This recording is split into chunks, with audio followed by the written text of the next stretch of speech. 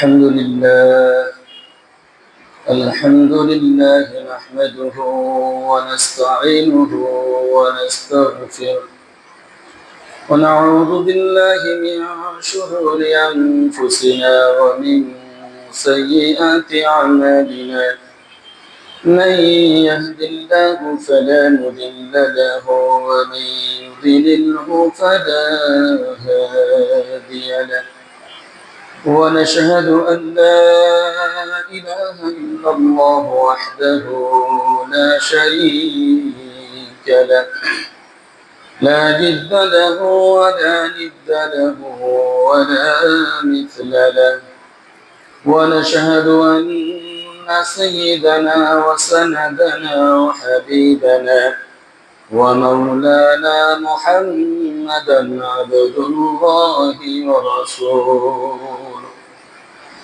أرسله الله تعالى بالحق بشيرا ونذيرا وداعيا إلى الله بإذنه وسراجا منيرا أما بعد فقد قال الله تعالى في كلامه المجيد وفرقانه الحميد أعوذ بالله من الشيطان الرجيم بسم الله الرحمن الرحيم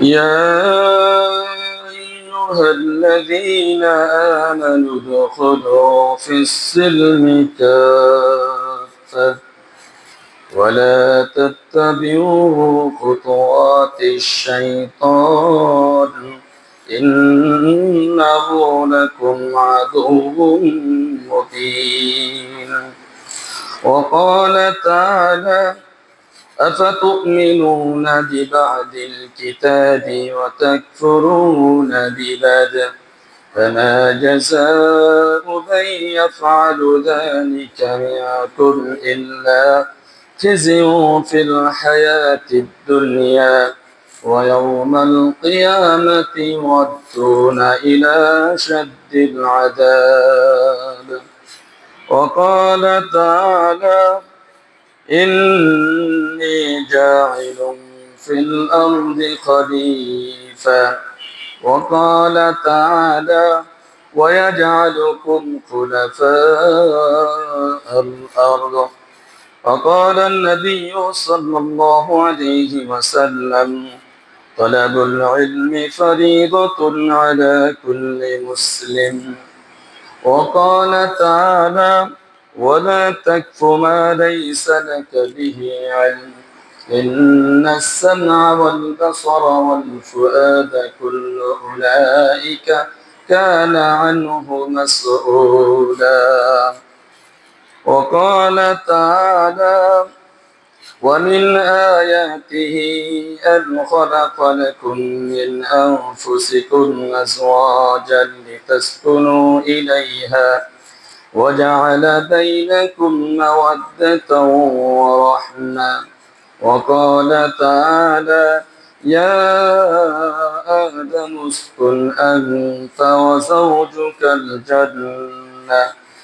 وقال تعالى وقلنا يا آدم اسكن أنت وزوجك الجنة وكلا منها رغدا حيث شئتما وقال تعالى فلينظر الإنسان إلى طعامه أنا صببنا الماء صبا ثم شققنا الأرض شقا فأنبتنا فيها حبا وعنبا وقدبا وزيتونا ونخلا وحدائق غلبا وفاكهة وأبا متاعا لكم ولأنعامكم وقال تعالى وإن لكم في الأنعام لعبرة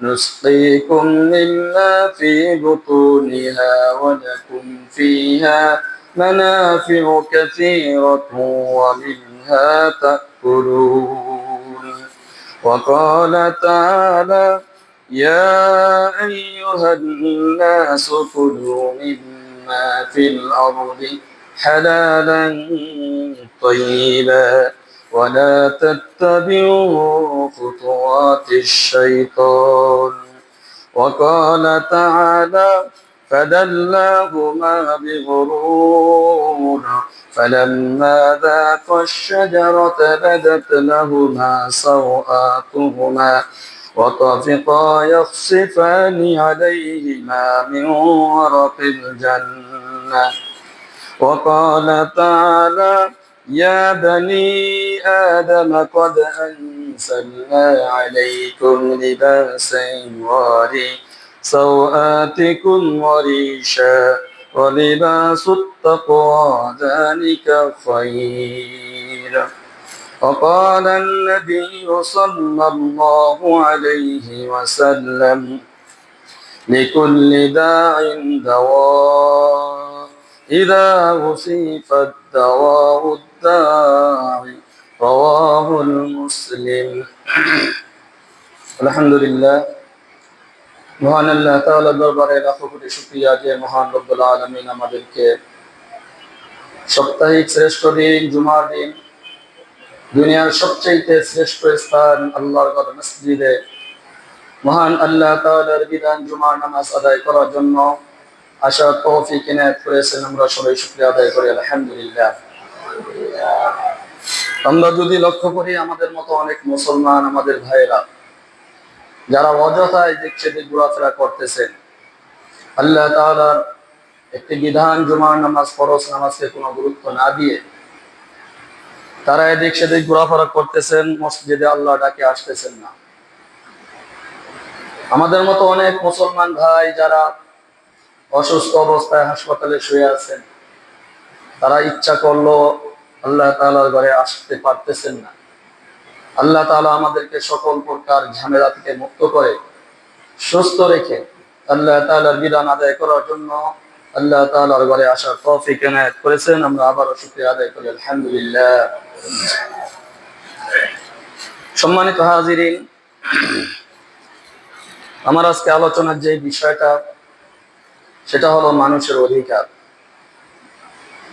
আল্লাহ তাআলা মানব জাতিকে সৃষ্টি করার পরে সর্বপ্রথম আল্লাহ তাআলা আমাদের আদি পিতা হযরত আদম আলাইহিস সালামকে সৃষ্টি করেছেন। সৃষ্টি করার পরে আদম আলাইহিস সালামকে বিভিন্ন বিষয় শিক্ষা দিয়েছেন, বাসস্থানের ব্যবস্থা করেছেন, খাওয়া দাওয়ার ব্যবস্থা করেছেন। অর্থাৎ একজন মানুষের যতগুলি প্রয়োজন আছে, একজন মানুষের যতগুলি অধিকার, মৌলিক অধিকার রয়েছে, এই বিষয়গুলি আল্লাহ তাআলা আদম আলাইহিস সালামকে দিয়েছেন। আর এখান থেকে শুরু হয়ে পরবর্তী যত নবী এসেছেন, আল্লাহ তাআলার বিধানকে নবী রাসূলগণ মানুষের সামনে উপস্থাপন করেছেন এবং নবী রাসূলগণ মানব জাতির ভিতরে এই দাওয়াত দিয়েছেন, এই অধিকারগুলি বাস্তবায়ন করেছেন। আমাদের নবী হযরত মুহাম্মদ সাল্লাল্লাহু আলাইহি ওয়াসাল্লাম একই ধারাবাহিকতায় তিনি মানুষের অধিকার কিভাবে রক্ষা করতে হয় তিনি আল্লাহ তাআলার বিধান মোতাবেক আল্লাহ তাআলার হুকুম অনুযায়ী মানুষকে এটা করে দেখেছেন। আমাদের নবী হযরত মুহাম্মদ সাল্লাল্লাহু আলাইহি ওয়াসাল্লামের পরে যেহেতু কিয়ামত পর্যন্ত আর কোনো নবী আসবেন না, তাহলে প্রত্যেকটা দেশে প্রত্যেকটা রাষ্ট্রে যিনি রাষ্ট্রপ্রধান থাকবেন, যিনি রাষ্ট্রের দায়িত্বশীল যারা থাকবেন, তারা ওই রাষ্ট্রের মানুষের অধিকারগুলি বাস্তবায়ন করবেন। যদিও প্রত্যেক মানুষের এই দায়িত্ব রয়েছে, কিন্তু সরকারের দায়িত্ব সবচেয়ে বেশি। রাসূলুল্লাহ সাল্লাল্লাহু আলাইহি ওয়াসাল্লাম বলেছেন কুল্লুকুম রাঈন ওয়া কুল্লুকুম মাসউলুন আন রাইয়াতিহি। প্রত্যেকটা মানুষই দায়িত্বশীল, আর স্ব স্ব স্থান থেকে তিনি দায়িত্ব পালন করবেন। একজন পুরুষ তার ফ্যামিলির দায়িত্ব বহন করবেন, তার ফ্যামিলিকে পরিচালনা করবেন।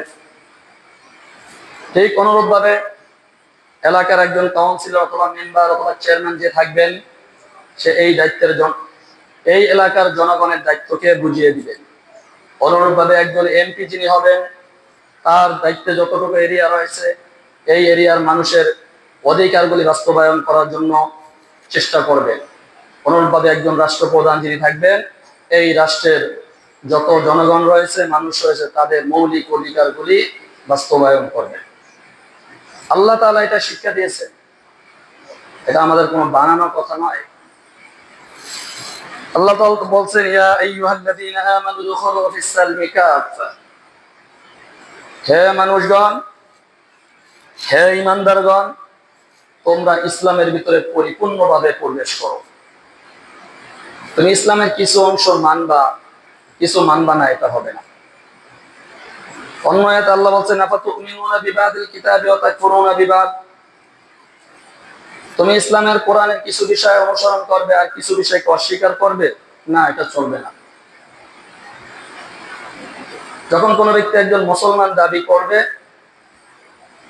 ইসলাম গ্রহণ করবে, যে ইসলামের একজন মুসলিম, একজন ব্যক্তি নিজেকে দাবি করবেন, একজন মুসলমান দাবি করবেন, একজন মুমিন দাবি করবেন, তখন তাকে পরিপূর্ণ ইসলামকে অনুসরণ করতে হবে। Islam is the complete code of life. ইসলাম হলো একটি পরিপূর্ণ জীবন ব্যবস্থা। ইসলামকে বাদ দিয়ে সঠিক কোনো রাস্তা হতে পারে না। আর ইসলামকে বাদ দিয়ে অন্য কোনো পদ্ধতিতে যদি আমি রাষ্ট্র পরিচালনা করতে চাই, কোনো মানুষকে চালাতে চাই, তাহলে এখানে কখনোই শান্তি বয়ে আসবে না। এই জন্যই ইসলাম যা বলেছে, কোরআন হাদিস যা বলেছেন, আল্লাহ এবং রাসূল যা বলেছেন, এই অনুযায়ী যদি আমরা রাষ্ট্রকে পরিচালনা করতে পারি, যিনি যেখানে দায়িত্বে আছেন, তার দায়িত্বে যতটুকু এরিয়া রয়েছে, যতটুকু দায়িত্বের অধিকার আদায়ের ক্ষমতা রয়েছে, এতটুকু দায়িত্ব যদি সে পালন করে, তাহলে দেশে এবং মানুষের ভিতরে শান্তি আসাটা স্বাভাবিক। এর বাহিরে শান্তি আসা সম্ভব নয়। তাহলে মানুষের সাধারণত 6টি মৌলিক অধিকার রয়েছে: খাদ্য, বস্ত্র, বাসস্থান, শিক্ষা, চিকিৎসা, বিনোদন। তো আল্লাহ তাআলা আদম আলাইহিস সালামকে সৃষ্টি করার পরে প্রথমে তাকে শিক্ষা দিয়েছেন। আল্লাহ তাআলা আদম আলাইহিস সালামকে সৃষ্টির পূর্বেই ফেরেশতাদের সাথে পরামর্শ করেন। বিষয়টা পরামর্শ না, বিষয়টা হলো আল্লাহ তাআলা সিদ্ধান্তটা ফেরেশতাদেরকে জানান। আল্লাহ তাআলা ফেরেশতাদেরকে জানালেন যে আমি আদম মানব জাতিকে সৃষ্টি করতে চাই পৃথিবীতে। ফেরেশতারা কি বললেন, আল্লাহ দরকার নেই, আমরাই তো আপনার ইবাদতের জন্য যথেষ্ট। আমাদেরকে যখন যাকে যা বলেন এটাই তো আমরা এক বাক্যে মেনে নিই, কোনো দ্বিধাবোধ করি না।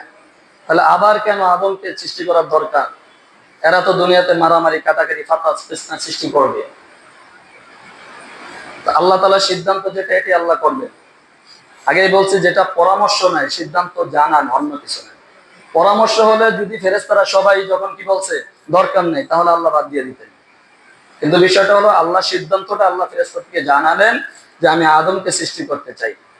এরপরে যেহেতু ফেরেশতারা বললেন, অস্বীকৃতি জানালেন, তারা সমর্থন দিলেন না পরিপূর্ণভাবে, আল্লাহ তাআলা কি করেন, আদম আলাইহিস সালামকে বিভিন্ন খুঁটিনাটি সকল বিষয়ে জ্ঞান দান করলেন, শিক্ষা দিলেন। এরপরে ফেরেশতাদেরকে ওই বিষয়গুলি জিজ্ঞেস করলেন যে এটার নাম কি, তোমরা জানো? ফেরেশতারা বলেন, আল্লাহ আপনি যতটুকু আমাদের জানাইছেন, জ্ঞান দান করেছেন, এর বাইরে আমরা কিছু বলতে পারি না। ইন্নী আ'লামু মা লা তা'লামুন। আল্লাহ আদম আলাইহিস সালামকে শিখানোর পরে জিজ্ঞেস করলেন, আদম আলাইহিস সালাম সবকিছু বলে দিলেন। তাহলে ওখানে ফেরেশতাদেরকে একটা জিনিস আল্লাহ বুঝ দিলেন যে আদম অনেক কিছু জানে, তোমরা অতটুকু জানো না। আদম আলাইহিস সালামকে আল্লাহই শিক্ষা দিয়েছেন। আর আল্লাহ তাআলা যেহেতু খলিফা হিসাবে পৃথিবীতে আল্লাহ তাআলা প্রতিনিধি হিসাবে প্রেরণ করবেন, তাহলে অবশ্যই শিক্ষার দরকার আছে। শিক্ষা ছাড়া মানুষ কখনো সঠিক পথে চলতে পারে না। সঠিক পথে পরিচালনা হওয়ার জন্য, রাষ্ট্রকে পরিচালনা করার জন্য, মানুষকে দাওয়াত দেওয়ার জন্য, মানুষকে আল্লাহর দিকে ডাকার জন্য অবশ্যই তাকে শিক্ষা অবশ্যই অর্জন করতে হবে। কারণ আল্লাহ কি বলছেন, ওয়ালা তাকফু মা লাইসা লাকা বিহি ইলম ইন্নাস সামা ওয়াল বাসারা ওয়াল ফুআদা কুল্লু উলাইকা কানা আনহু মাসউলা। যে তুমি ওই বিষয়ে কথা বলবে না যেই বিষয়ে তুমি জানো না। কারণ ইন্নাস সামা, তুমি যা শুনে বলো, ওয়াল বাসারা, যা কিছু তুমি দেখো, ওয়াল ফুআদ, অন্তর দিয়ে যা কিছু চিন্তা ভাবনা করো, কুল্লু উলাইকা কানা আনহু মাসউলা, প্রত্যেকটা বিষয়ই তুমি জিজ্ঞাসিত হবে, তোমাকে জিজ্ঞাসা করা হবে। কারণ তুমি যদি জানা ছাড়া আন্তাজে বলে দাও, অবশ্যই এটার জবাবদিহি তোমাকে করতে হবে। কিন্তু আমরা এখন যদি বিভিন্ন দিকে তাকাই, অনেক কিছুই জানি না কিন্তু বলে দিই। আমি কিছু জানি আর না জানি, যে কোনো বিষয় আমাকে কেউ জিজ্ঞাসা করুক আর না করুক, আমি ইচ্ছা করেই বলে দিই। কেউ জিজ্ঞাসা করলে তো বলি, যেটা জানি সেটাও বলি, যেটা জানি না সেটাও বলি, কিন্তু এটা নিষেধ। কোনো কিছু জানা ছাড়া ওই বিষয়টা বলা যাবে না। তাহলে শিক্ষা একটা মানুষের মৌলিক অধিকার। শিক্ষা ছাড়া একজন মানুষ সঠিক পথে চলাটা সম্ভব নয়। নিজেকে পরিচালনা করা, নিজের দায়িত্ব পালন করা সঠিক শিক্ষা ছাড়া কোনোটাই সম্ভব নয়। আর শিক্ষাটা হতে হবে সুশিক্ষা। শিক্ষাটা কি হতে হবে? সুশিক্ষা। যদি সুশিক্ষা না হয় তাহলে এটা বিপদ ডেকে আনবে, সেটা ওই ব্যক্তি নিজের জন্য, জাতির জন্য। শিক্ষাটার দুইটা ধরন রয়েছে। একটা হলো প্রাথমিক শিক্ষা। রাসূল সাল্লাল্লাহু আলাইহি ওয়াসাল্লাম বলেছেন, তলাবুল ইলমি ফারিদাতুন আলা কুল্লি মুসলিম, যে প্রত্যেক নরনারীর উপরে ইলমে দ্বীন শিক্ষা করা ফরজ। এটার উদ্দেশ্য হলো দ্বীন ইসলামের উপরে চলার জন্য, ইবাদত করার জন্য, আমল করার জন্য যতটুকু দরকার অতটুকু শিক্ষা করা সবার উপরে ফরজ।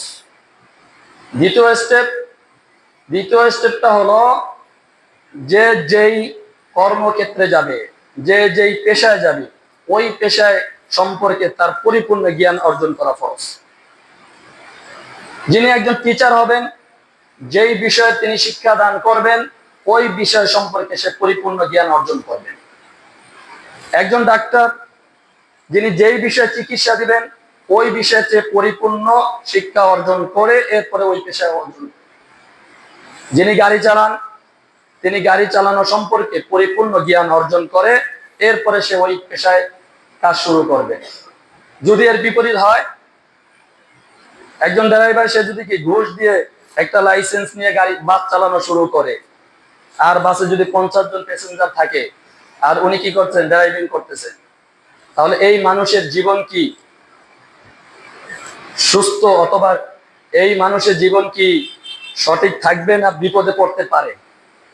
বিপদে পড়ারই সম্ভাবনা বেশি, কারণ তিনি এই সম্পর্কে পরিপূর্ণ জ্ঞান অর্জন করেন নাই। একজন ডাক্তার, সে যদি পরিপূর্ণ জ্ঞান অর্জন না করে তাহলে রোগীকে বাঁচাবে তো দূরের কথা, তাকে আরো মৃত্যুর দিকে ঠেলে দিবে।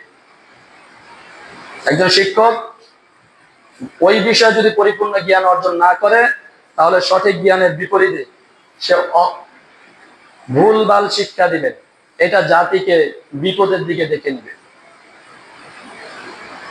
ফার্সিতে একটা কবিতা আছে, নিমে মোল্লা খত্রে ইমান, নিমে তবে খত্রে যান। মোল্লা মানে টিচার, শিক্ষক। ধর্মীয় শিক্ষককে ইঙ্গিত করে বলা হয়েছে যে একজন শিক্ষক যদি পরিপূর্ণ জ্ঞান অর্জন না করে জাতিকে শিক্ষা দেয় তাহলে সে ইমানকে নষ্ট করে দেয়। আর একজন ডাক্তার, সে যদি জ্ঞান পরিপূর্ণ অর্জন করা ছাড়া সে চিকিৎসা দেয় তাহলে মানুষের জীবনকে শেষ করে দেয়। সুশিক্ষা ছাড়া, সঠিক শিক্ষা ছাড়া মানব জাতি সঠিক পথে চলতে পারে না। এখন সুশিক্ষা দেওয়ার জন্য আমাদের প্রত্যেকটা শিক্ষা কেন্দ্র, প্রত্যেকটা শিক্ষা প্রতিষ্ঠান, প্রত্যেকটা বিদ্যালয়ে, প্রাইমারি থেকে শুরু করে মাধ্যমিক, কলেজ লেভেল, ইউনিভার্সিটি লেভেল, সবগুলি লেভেল, এটা সরকারকে তদারকি করা দরকার। এখানে কি শিক্ষা হচ্ছে আর এই শিক্ষার মাধ্যমে মানব জাতি যা শিখতেছে এটা কি জাতির এবং দেশের কল্যাণ হচ্ছে কিনা, না অকল্যাণকর হচ্ছে, এটা অবশ্যই সরকারকে নজর রাখতে হবে। দান বাক্সগুলি চালিয়ে নেই। যদি শিক্ষা প্রতিষ্ঠানে শিক্ষার পরিবেশ না থাকে তাহলে ওখানে সঠিক শিক্ষা অর্জন করা সম্ভব নয়। শিক্ষার পরিবেশ বজায় রাখতে হবে। হাতে গোনা নামতা হচ্ছে যদি কিছু লোক ছাত্র নামে ওখানে উপস্থিত হয়, আসলে ওরা ছাত্র না, তাহলে অবশ্যই পরিবেশটা নষ্ট হবে। আর হাতে গোনা কয়েকজন ব্যক্তির জন্য হাজার হাজার শিক্ষার্থীর শিক্ষার পরিবেশ নষ্ট এবং শিক্ষার থেকে তারা বঞ্চিত হচ্ছে। এই জন্য শিক্ষা একটা মানুষের মৌলিক অধিকার।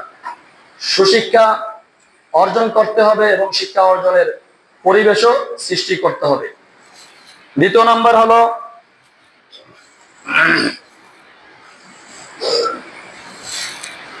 বিনোদন। আল্লাহ তাআলা আদম আলাইহিস সালামকে সৃষ্টি করার পরে হাওয়া আলাইহিস সালামকে সৃষ্টি করলেন, কারণ একা একজন মানুষ চলাটা কঠিন।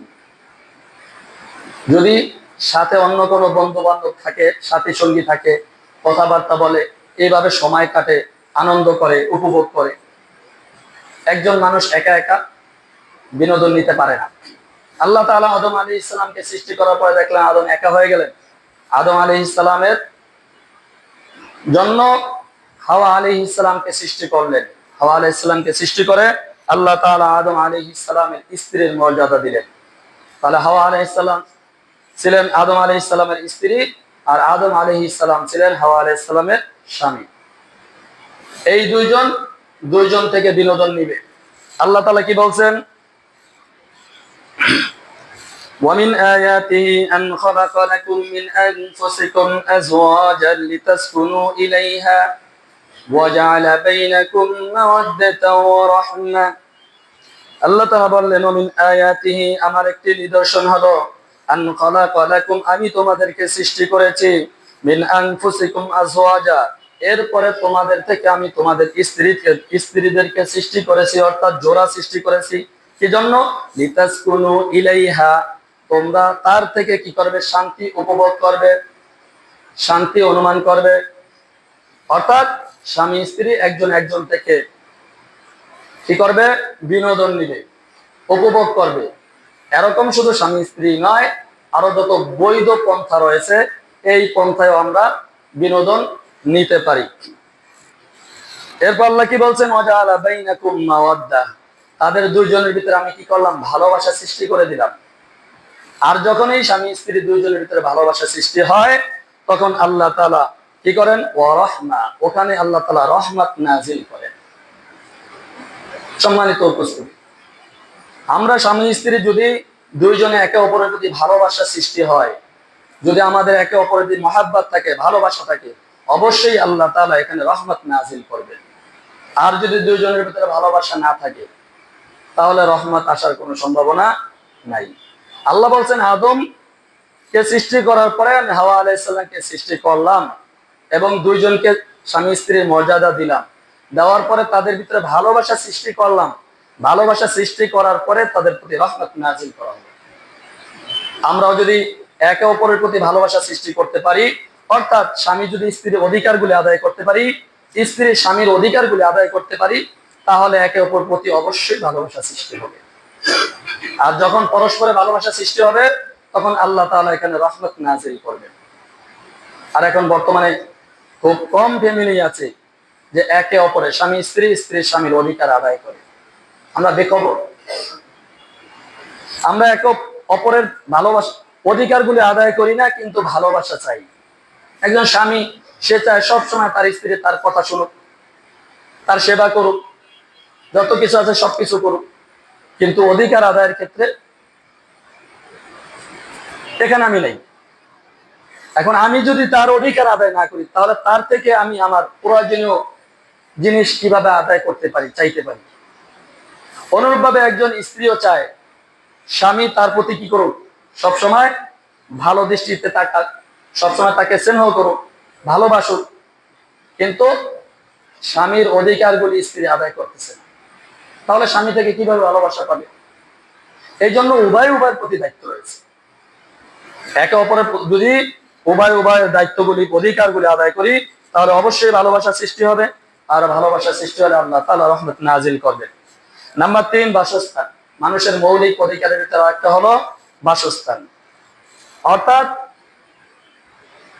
একজন ব্যক্তি যখন বিবাহ বন্ধনে আবদ্ধ হয়, খেয়াল করবে, মেয়ের পক্ষ থেকে একজন অভিভাবক, একজন ওলি ইজাব মানে প্রস্তাব দেয় ছেলেকে, আর ছেলে কি বলে, আমি গ্রহণ করে নিলাম। কবুল মানে কি, আমি গ্রহণ করে নিলাম। এর মানে কি, শুধু শব্দ একটা কবুল, আমি গ্রহণ করে নিলাম, কিন্তু দায়িত্ব অনেক। কবুল শব্দটা বলার পরে আপনার জীবনে যতদিন দুনিয়াতে বেঁচে থাকেন আপনি একজন দায়িত্বশীল হয়ে গেলেন। কারণ একজন মেয়েকে কবুল বলে আপনি যখন নিজের অধীনে নিয়ে আসলেন, তখন তার সবকিছু আপনাকে দায়িত্ব নিতে হবে। তার থাকার ব্যবস্থা করতে হবে, খাওয়ার ব্যবস্থা করতে হবে, তার যত প্রয়োজন আছে সবকিছু ব্যবস্থা আপনাকে করতে হবে। এরপরে সন্তানাদি যা হবে তাদের দায়িত্ব আপনাকে নিতে হবে। শুধু কবুল বলেই শেষ করে দিলাম, এটাই শেষ নয়। কবুল শুধু একটা শব্দ, কিন্তু দায়িত্ব অনেক। অনুরূপভাবে এলাকার একজন চেয়ারম্যান থাকবে, মেম্বার থাকবে, ওনার দায়িত্ব কি, এই এলাকার ভিতরে যারা রয়েছে সবাই ঠিক মতো বসবাস করতে পারতেছে কিনা, থাকার ব্যবস্থা আছে কিনা। একজন এমপি তার এলাকায় কি করবে, এটা খোঁজ খবর নিবে।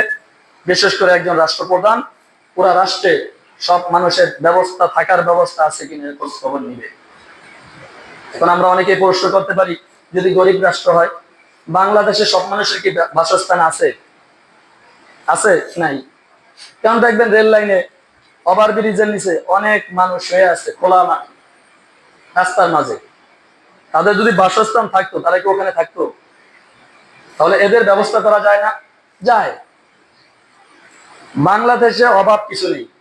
বাংলাদেশ শুধুমাত্র যারা ধনী আছে তাদের টাকা পয়সা হিসাব করে যদি জাকাতটা উঠানো যায়, আর এই টাকাটা যদি সঠিকভাবে গরিবদের ভিতরে বন্টন করা যায়, তাহলে 5 থেকে 10 বছর, 10 বছরও লাগবে না, 5 থেকে 10 বছরের ভিতরে সকলের বাসস্থান সুন্দরভাবে করে দেওয়া সম্ভব। শুধু দায়িত্বশীল ভূমিকা পালন করে, এছাড়া আর কিছু না। যারা যেখানে দায়িত্বে আছে তারা যদি শুধু দায়িত্বটা পালন করে তাহলে এটা সম্ভব, আর কিছু না। বাংলাদেশে অর্থের অভাব নেই। এখন হয় কি, যারা জাকাত দিবে, যারা নেশাবে মাল, জাকাত যাদের উপরে ওয়াজিব ফরজ, ওনারা নাম কাস্তে কিছু দিয়ে দেয়। আর এখানে সরকারি ভাবে কোনো ব্যবস্থাও নাই, যাকে মন চায় দেয়, মন না চাইলে দেয় না। আবার যিনি পাওয়ার দরকার সেও পায় না, পায় আর একজনে। যদি এটা রাষ্ট্রীয়ভাবে কোনো ব্যবস্থা থাকে, তাহলে রাষ্ট্রীয়ভাবে লোক নিযুক্ত থাকবে, তারা জাকাত কালেকশন করবে এবং যারা গরিব তাদেরকে বন্টন করবে, তাহলে এই বাসস্থানের ব্যবস্থা করা সম্ভব। এরপরে খাদ্য। আল্লাহ তাআলা আদম আলাইহিস সালামকে সৃষ্টি করার পরে, হাওয়া আলাইহিস সালামকে সৃষ্টি করার পরে তাদেরকে খাদ্য এবং বাসস্থান দুইটাই দিয়েছে। আল্লাহ কি বলেন, ওয়াকুলনা ইয়া আদামু উসকুন আনতা ওয়া যাওজুকাল জান্নাহ ওয়া কুলা মিনহা রাগাদান হাইসু শি'তুমা। আল্লাহ বললেন, হে আদম, উসকুন, তুমি বসবাস করো, আনতা, তুমি, ওয়া যাওজুকা, এবং তোমার স্ত্রী, তুমি এবং তোমার স্ত্রী জান্নাতে বসবাস করো। ওয়া কুলা মিনহা, এবং ওখান থেকে তোমরা ভক্ষণ করো, খাও, রাগাদান হাইসু শি'তুমা, জান্নাতে অনেক খাবার আছে, যেটা ইচ্ছা সেটাই খাও। তবে একটা গাছের ফল খেতে নিষেধ করেছিলেন। দুনিয়াতে আমাদের অনেক খাবার আছে, সবকিছু আমরা খেতে পারবো না। আল্লাহ তাআলা জান্নাতে অনেক খাবার আছে, কিন্তু সব খাইতে বললেন ইল্লা, তবে একটা ফল খাইতে নিষেধ করেছেন। ঠিক দুনিয়াতে অনেক খাবার আছে, সবকিছু খাবার আমাদের জন্য হালাল নয়। যেগুলি হালাল ওইগুলি আমরা খেতে পারবো, যেগুলি হারাম তার থেকে আমাদেরকে বিরত থাকতে হবে। এজন্য খাদ্য ব্যবস্থা করা, একটা ফ্যামিলি থেকে শুরু করে সমাজ, রাষ্ট্র, যে যেখানে দায়িত্বশীল আছে তার দায়িত্ব ওই তার অধীনস্থ যে এলাকা আছে, অধীনস্থ যে মানুষগুলি আছে, এদের খাদ্য ব্যবস্থা ঠিক মতো আছে কি না। এটাও বাংলাদেশে অসম্ভব নয়। শুধু সমবন্টনের অভাব। কিসের অভাব? সমবন্টন। খানার কোনো অভাব নেই, সমবন্টনের অভাব। আমাদের টিচার ক্লাসে একবার একটা গল্প বললেন যে একটা ফ্যামিলিতে 6 জন লোক আছে। এখন 6 জন লোকের জন্য 6টা ডিম ভাগ করা হয়েছে। এখন প্রথম যে খাইতে গেছে সে 2টা খেয়ে ফেলছে, দ্বিতীয় যে গেছে সেও 2টা শেষ। তাহলে খাইলো 2 জন ব্যক্তি, ডিম চলে গেল 4টা, ব্যক্তি আছে 4 জন, ডিম আছে 2টা। এরপরে যে গেছে দেখলো লোক তো অনেক বেশি বেশি খাওয়ার জন্য সে একটাই খাইছে। এর পরের জন যাওয়ার পরে আছে একটা, সে একটা খাইলো। তাহলে 2 জনে 2টা 2টা করে খাইছে, আর 2 জনে একটা একটা খাইছে। পরের 2 জন এসে কিছু পাইছে? পায় নাই। এখন পরের 2 জন না পাওয়ার কারণে বিষয়টা কি হলো, যেই 2 জন খায় নাই, না খাওয়ার কারণে অসুস্থ, যেই 2 জন বেশি খাইছে এই 2 জন বেশি খায়া অসুস্থ, আর যেই 2 জন খায়া সুস্থ আছে সঠিকভাবে, এরা 2 জন অসুস্থ 4 জনকে সেবা করতে করতে তারাও অসুস্থ। তাহলে পুরা জাতি কি হলো? অসুস্থতার ভিতরে চলে আসে। ঠিক আমাদের দেশের অবস্থা হলো এই। কিছু লোক আছে তারা শুধু ইনকাম করে করে, তারা 14 গোষ্ঠী সব খাইবো, এরপরও কি তার ইনকাম শেষ হবে না। 14 গোষ্ঠী খাইলেও শেষ হবে না, এরপর তার ইনকাম লাগবে। সেটা সঠিক না। ডান হাত বাম হাত, হালাল হারাম কিছু বাঁচে না, শুধু জমা করে। সে দেশে না পারলে বিদেশ নেয়, যেখানে পারে, একটা না 2টা না 3টা না, অগণিত বাড়িঘর, অনেক কিছু করে। কিছু লোকের অবস্থা এরকম, আর কিছু লোক সঠিকভাবে আছে। এখন কিছু লোক বেশি নেওয়ার কারণে কিছু লোক কিছুই পায় না। যেটা বলছি, 2 জন লোক শেষে আইছে, ওনারা কিছুই খাবার পায় না, খাওয়ার কারণে অসুস্থ। আর 2 জন কি বেশি খাইছে, খাওয়ার কারণে অসুস্থ। এখন যেই 2 জন সুস্থ আছে তারাও অসুস্থদেরকে টানতে টানতে অসুস্থ।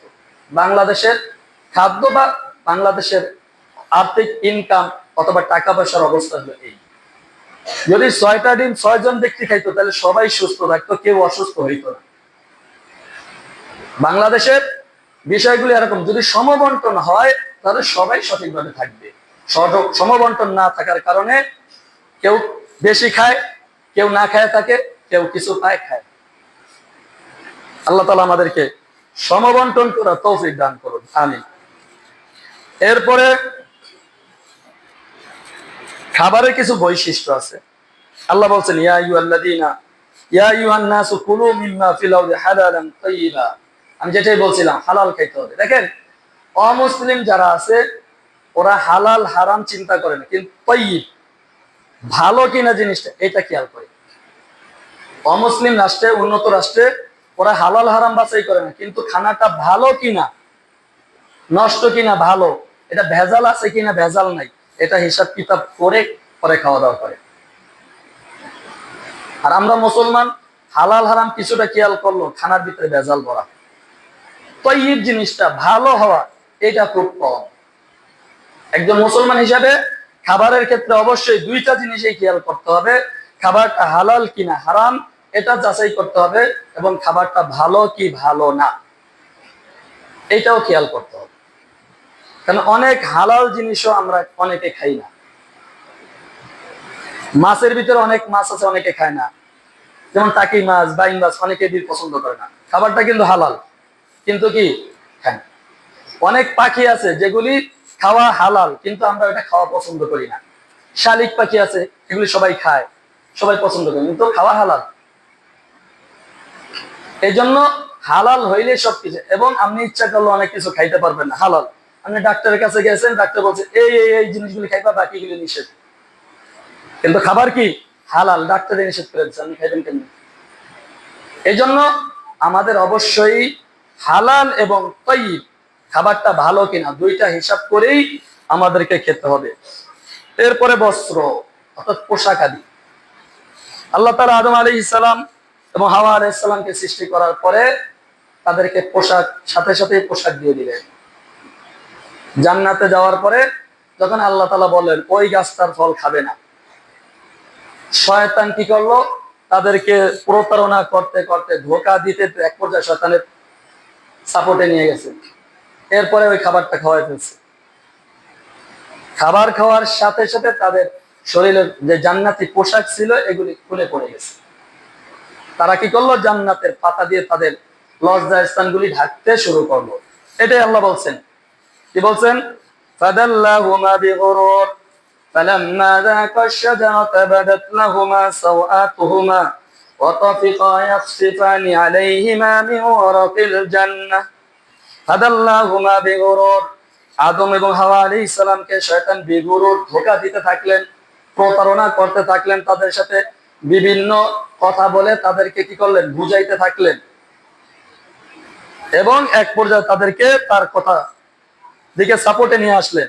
এরপরে আদম আলাইহিস সালাম এবং হাওয়া আলাইহিস সালাম কি করলেন, ফালাম্মা যাকাশ শাজারা, যখন ওই গাছের স্বাদ, ওই গাছের ফলের স্বাদ আস্বাদন করলেন, বাদাত লাহুমা সাওআতুহুমা, তাদের যে পোশাক ছিল এগুলি খুলে পড়ে যেতে শুরু করলো। অতফিকা ইয়াখসিফানি আলাইহিমা মিন ওয়ারাকিল জান্নাহ, তখন তারা পরস্পর জান্নাতের পাতা দিয়ে তাদের লজ্জাস্থানগুলি আবৃত করতে থাকলো। তো আদম আলাইহিস সালামকে আল্লাহ তাআলা পোশাক দিয়েছেন, তার মানে এটা একটা মানুষের মৌলিক অধিকার।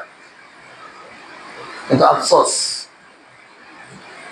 অধিকার মানুষের কিছু কিছু ঘটনা এরকম দেখা যায় যেগুলো একজন মানুষকে উলঙ্গ করে, কাপড় খুলে এরপরে তাদের উপরে জুলুম নির্যাতন করা হয়।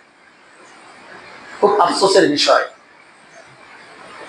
পোশাক পরা মানুষকে পোশাক খুলে তার উপরে নির্যাতন করা হয়। এরকম ঘটনা বাংলাদেশে হয় নাই। আল্লাহ তাআলা এই ধরনের কুকাম থেকে, আকাম থেকে আল্লাহ তাআলা সবাইকে হেফাজত করুন, আমিন। আল্লাহ বললেন, ইয়া বানি আদম কদ আনজালা আলাইকুম লিবাসান ইউরি সাওআতিকুম ওয়া রিশা ওয়া লিবাসুত তাকওয়া যালিকা খায়র। হে আদম সন্তান, তোমাদের জন্য আমি লেবাসকে, পোশাককে সৃষ্টি করেছি, নাজিল করেছি, আর তোমরা এটা দ্বারা নিজেকে সুসজ্জিত করবে। ওয়া লিবাসুত তাকওয়া, আর এটা হলো তাকওয়া। পোশাক হলো কি, একটা তাকওয়া, আল্লাহর ভয়। অর্থাৎ আমার যেই বিষয়গুলি যতটুকু স্থান ঢেকে রাখা দরকার, আল্লাহ তাআলা নির্দেশ দিয়েছেন ফরজ ঢেকে রাখা, এটা ঢেকে রাখা তো অবশ্যই রাখতে হবে। এরপরে বাকি অংশ ঢেকে রাখাও কি, তাকওয়া। অর্থাৎ আল্লাহ পোশাক দিয়েছেন তাকওয়া অর্জন করার জন্য। এটা একটা মানুষের মৌলিক অধিকার, অবশ্যই এটা দরকার। এরপর হলো চিকিৎসা। মানুষ স্বাভাবিকভাবে অসুস্থ হয়, অসুস্থ হলেই চিকিৎসা নিতে হয়। রাসূল সাল্লাল্লাহু আলাইহি ওয়াসাল্লাম বললেন, লিকুল্লি দাইন দাওয়া, যে প্রত্যেকটা রোগেরই চিকিৎসা আছে। প্রত্যেকটা রোগের কি আছে, চিকিৎসা আছে। ইযা উসিফাত দাওয়াউ দাইন, যখন তোমরা অসুস্থ হও তাহলে তোমরা কি করো, সেবা নাও, চিকিৎসা নাও, ওষুধ সেবন করো। রাসূল সাল্লাল্লাহু আলাইহি ওয়াসাল্লাম আরো বলেন যে দুনিয়াতে বার্ধক্য ছাড়া অন্য যত রোগ আছে সব রোগের চিকিৎসা আল্লাহ দিয়েছেন। যে ব্যক্তি বৃদ্ধ হয়, ওইটা কি ওষুধ খেলে শেষ যুবক হবে? না। তাহলে বৃদ্ধ হওয়া অর্থাৎ বার্ধক্য হওয়া, এইটা ছাড়া অন্য যত রোগ আছে সব রোগের চিকিৎসা আল্লাহ তাআলা কি করছেন, দুনিয়াতে দিয়েছেন। সব রোগের ওষুধ আল্লাহ তাআলা দুনিয়াতে দিয়েছেন। এই জন্য অনেকে যদি এরকম মনে করে, আমি অসুস্থ হয়েছে, আমি কোনো ডাক্তারের কাছে যাব না, আল্লাহ যা করে করবো, আল্লাহ সুস্থ করবো, এইটা বলে যদি বসে থাকে, আর যদি ওই ব্যক্তি অসুস্থতার কারণে মারা যায়, তাহলে ওই ব্যক্তির আল্লাহর কাছে জবাবদিহি করতে হবে। কারণ রোগ আল্লাহ দিচ্ছেন, আল্লাহ কিন্তু চিকিৎসাও দিচ্ছেন। তার মানে আপনি রোগ হলে ডাক্তারের কাছে যাবেন, শুধু এখানেই শেষ নয়, আপনি আল্লাহর কাছে সুস্থতার জন্য দোয়াও করবেন। আল্লাহর কাছে দোয়াও করতে হবে, ঔষধও সেবন করতে হবে। অনুনাজ্জিলু মিনাল কুরআনি মা হুয়া শিফাউ ওয়া রাহমাতুল লিল মুমিনিন। আল্লাহ বলেন, কোরআনকে আমি নাজিল করেছি মানুষের শেফার জন্য। কোরআনে অনেক আয়াত আছে যেগুলি পড়ে ফু দিলে আল্লাহ রোগ সুস্থ করে দেন। আবার অনেক রোগ আছে যেগুলি ওষুধও খেতে হয়। আপনি সবকিছুই করতে হবে, আল্লাহর কাছে দোয়াও করতে হবে। এখন যদি অসুস্থ হওয়ার পরে আল্লাহর কাছে দোয়া না করে আপনি শুধু ডাক্তারের কাছে দৌড়ান, আর আপনার ঈমান যদি থাকে ডাক্তারের উপরে, যে ডাক্তার আমাকে ভালো করবে, আল্লাহ কিছু করবে না, তাহলে আবার ঈমান শেষ।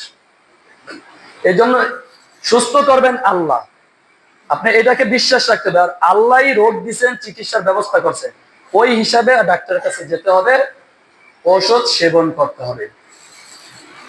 তাহলে আমরা 6টি মৌলিক অধিকারের ক্ষেত্রে যে আদায় করলাম, আলোচনা করলাম, এই আলোচনাগুলি সরকারের যেমন দায়িত্ব, এলাকার দায়িত্বশীল যিনি আছেন তারও দায়িত্ব, পরিবারের কর্তা তারও ওই পরিবারের উপরে দায়িত্ব। আল্লাহ তাআলা আমাদেরকে প্রত্যেকের যে যে দায়িত্বে রয়েছেন এই দায়িত্বকে পরিপূর্ণভাবে পালন করার তৌফিক দান করুন। আসসালামু আলাইকুম ওয়া রাহমাতুল্লাহ।